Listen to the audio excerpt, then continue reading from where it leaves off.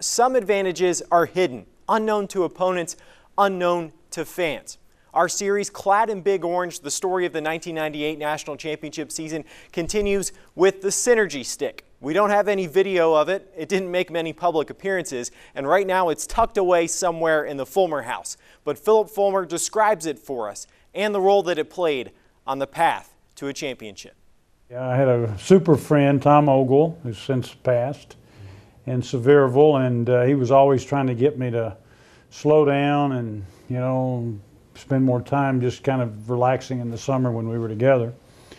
So came back to football practice, and he sent me down a walking stick because Vicki and I like to hike a lot. So I was headed out to practice, and the guy drove up with a stick and he gave it to me. So I just took it on to practice with me. Beautiful carved walking stick for hiking and everything. And we hadn't started flex yet or anything. The guys were out there just stretching and throwing and that sort of thing. Hey, what do you think of my new walking stick, you know, and hiking stick? And some of the guys, they kind of laughed around. They said, Coach, you look like Moses. So I said, Moses, you know, I gave it to a manager. I said, take this thing back inside, you know, let's get busy here. So, but that night I thought about it, and I said, Moses led the people to the promised land.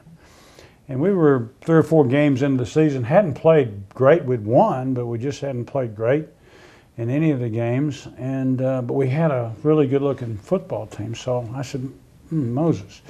So that night, or the next night at at our meetings, I said, you guys were having some fun with me yesterday, calling me Moses. But I'm going to tell you, Moses led the people to the promised land. And if you guys will listen and keep working like you're working, I'm just telling you right now, I'm going to lead you to the promised land. And this stick is going to be the center of our energy. It's going to be the Synergy Stick. And I'm thinking, my God, how corny is this? You know, are they going to buy this, you know, and everything in my mind.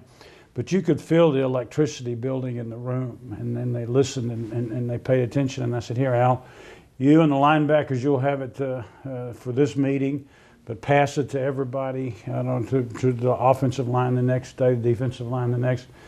And you can't tell anybody. You can't tell your parents. You can't tell your girlfriend. Certainly don't tell the media.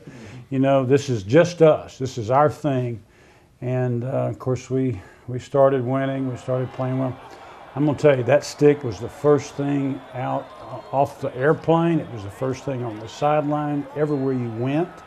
I got a couple of questions from time to time from different people. Oh, I don't know what they're doing with that thing, you know, kind of thing. Yeah. And we didn't tell anybody until after the season was over. But it was a tool that we used that kind of bound us together. And I told them, every time you see this stick, you think of this meeting and that we're going to win the national championship. And they totally bought it. You can see more stories from the 1998 season on our Clad in Big Orange page on WBIR.com.